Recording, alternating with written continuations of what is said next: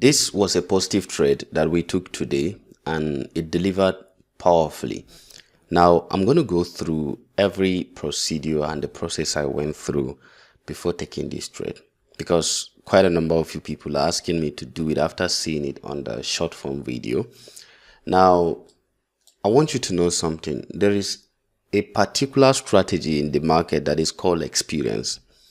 Yes, experience. This is my 7th year in the market, and if you do anything for more than 2 years, 3 years, you should be able to master it to some certain level.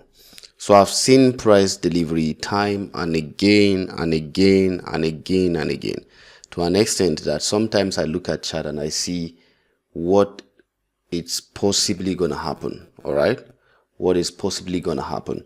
So let's look at this.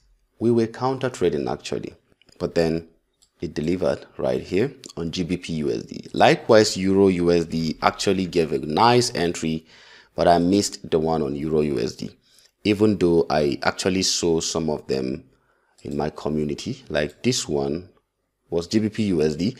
It was this guy that called for the trade that I went to do analysis to check it. I wasn't even active that time. I was still resting before coming back. So just take a look at this analysis and tell me what you are seeing from that analysis. The reason why we do this is for you to learn, for you to be able to repeat it time and again and again. All right, so look at this. This was the trade, and this is 5-minute time frame. I like to just go back to the 4-hour time frame. You know, yesterday was FOMC, and I'm very sure most of you know what FOMC is. It's a very, very powerful news release. So FOMC came out yesterday, and look at what it did. Price was initially bearish.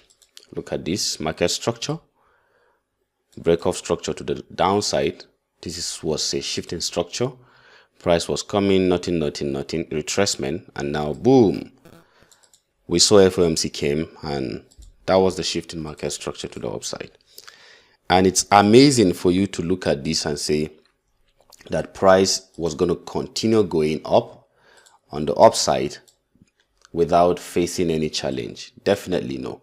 Even though now we are no longer downtrend, we are in an uptrend, you will also realize that there are some barriers that price will face, especially after clearing all the liquidity above here, trading into this fair value gap. This is a fair value gap, guys. I don't want to mark it for you. I don't have to do it every time. You know what it is. Fair value gap, right? This high and this low. And what do you have here? A bearish order block. So if price was trading upward, facing this bearish order block, this becomes the point of interest. The POI.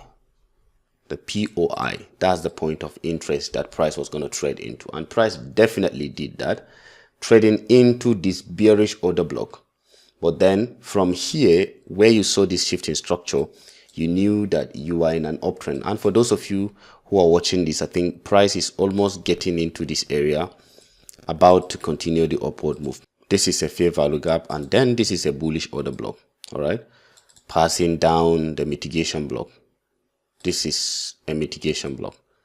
You know, confluences are here. Perfect swing trade. But then let me explain what I'm here to explain. Price is in an uptrend, and then we are now taking counter trading because we saw this. Now, after price traded into this on the 15-minute time frame, you're going to see something different, which is this one. On the 15-minute time frame, this morning, today during the London session, there was a very, very nice trade setup. You remember, every day you start with Asia. Asian session is a very, very nice session. It uses the power of 3 concept for delivery. It starts with the accumulation concept.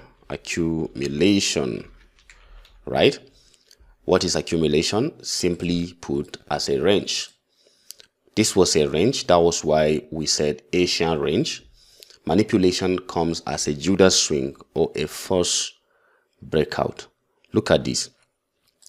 The Asian range started. Remember, you have traded into the 4-hour POI. I don't want you to forget the 4-hour POI is still here, but then you are having a new setup happening today. New setup trying to get you the detail. All you needed was a shift in market structure in the lower time frame, and then you're going to go bearish. That is counter trading. Why are you going bearish? Definitely to close up this liquidity void. Liquidity void. You see this massive candlestick that price printed? Price will definitely have to close it. This push up, price was closing this. At every time there is a very big price action that is left without the equal price delivery, this is an imbalance. You see fair value gap, many fair value gaps. Price is coming to fill it up. So the same thing is going to happen for that counter trading. So going to the 15-minute time frame, today, just like that guy posted, you see, I think the guy would have made money from that trade, definitely. Yesterday, I've missed great opportunity during London, and he was taking it. I was even telling him that was a beautiful setup. I didn't even check it until later when I came and then dropped these two signals for them, for Euro USD and GBP USD, even though I didn't check the Euro USD. I didn't take the Euro USD trade, but then I was on the GBP USD. And I want to show you what I did and how I took it and how it delivered. All right, so this is it. Price traded above the high of Asia. Does that mean we have swept liquidity? Definitely. Sweeping liquidity above the high of Asia. You see price went above it, swept liquidity. And if you drop to the 5-minute time frame, this is where the miracle will happen. 5-minute time frame, 5-minute time frame. So look at this. On the 5-minute time frame, there is something very, very important that I want you to watch. Please watch this carefully. This entire price action was a range. I think I've taught you how price delivers, right? If price moves up, before it starts coming down, it will range a bit, gather much order before it comes down, or it will simply range and continue going up. That is what price does always. Every time you see accumulation, two things happen. It is preparing price for a continuation or a reversal. That is what price does. I hope you understand that one.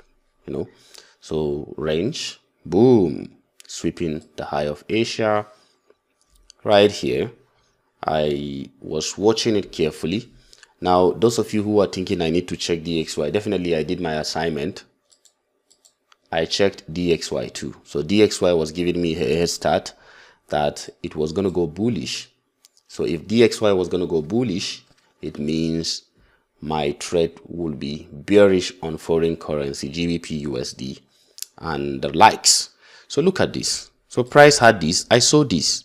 You see this? Does this look like a mitigation block or a breaker? Which one of them is this? Answer that question. This one. You see? Price did this, did that. Boom. What was it? It was a breaker. You don't have to contemplate a lot. This was a breaker. And where do you take trade from a breaker? Where do you take trade? When I saw this, I knew something was about to happen.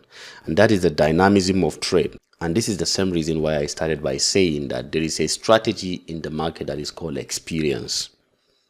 It is not what you would be taught in a book. It's what you've learned over the time you've stayed in the market. So I saw this. I saw it crashing. But I wanted price to come to this balanced price range. I want you to see this. Do you know what a balanced price range is?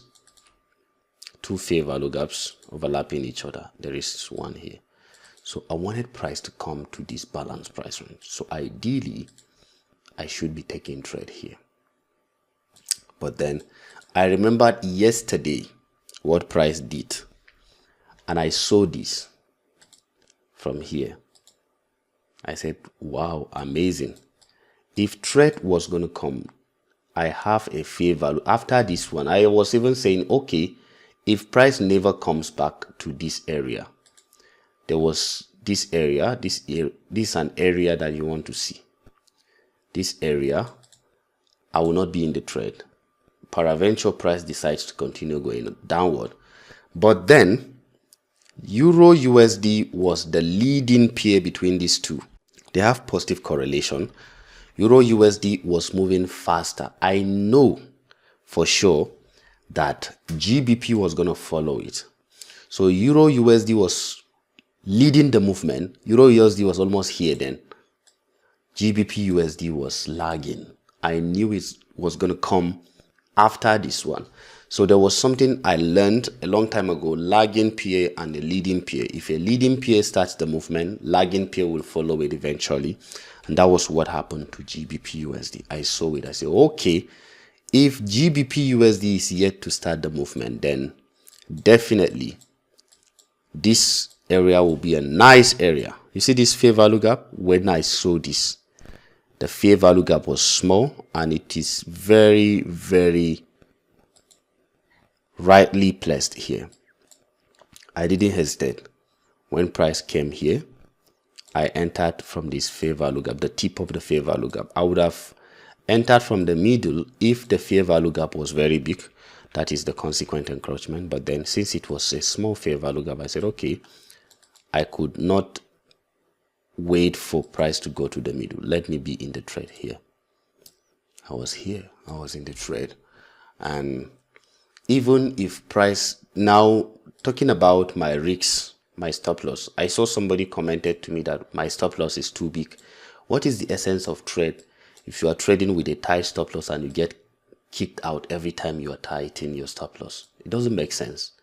It doesn't make sense. That is why you have risk management. Reduce your lot size and allow price to breathe, right? You can allow price to have chance to do what it wants to do. So in case price did not use this area, it can come to this balanced price range. But what? My stop loss is still far away from where it will reach. So that was the rationale behind taking this trade. Now, I was watching it. I knew that was going to happen. Some part of me was saying, what if price decides to go here? But then my stop loss is there. I am risking how many pips? Let's see. Almost 14 pips for so much of a price delivery. It delivered at the end of the day. It delivered. I reduced my lot size. Almost 1:3. I reduced my lot size. So it doesn't matter whether my stop loss is bigger than this. I know some of you have never seen the ICT strategy, where ICT even thought about the negative risk to reward, So if I could reduce my lot size, instead of going with 2 standard lot, I could slash it to 1 standard lot, so that my stop loss, even if it is hit, it would not be that much, but then I will still make money. All right. So when you are doing this, you will get so acquainted with what is happening in the market. The experience will be congealed. You will be able to see how price is delivering every time. You will know what price is doing. I was in the trade, boom, boom, boom, boom, boom, boom, boom, boom, and it delivered to that side, and that was it. We were out of the trade. You see all of these things. So guys, this is all about this particular simple setup, and the reason why I took the trade. Time and again, sometimes you have to do this time and again to master it.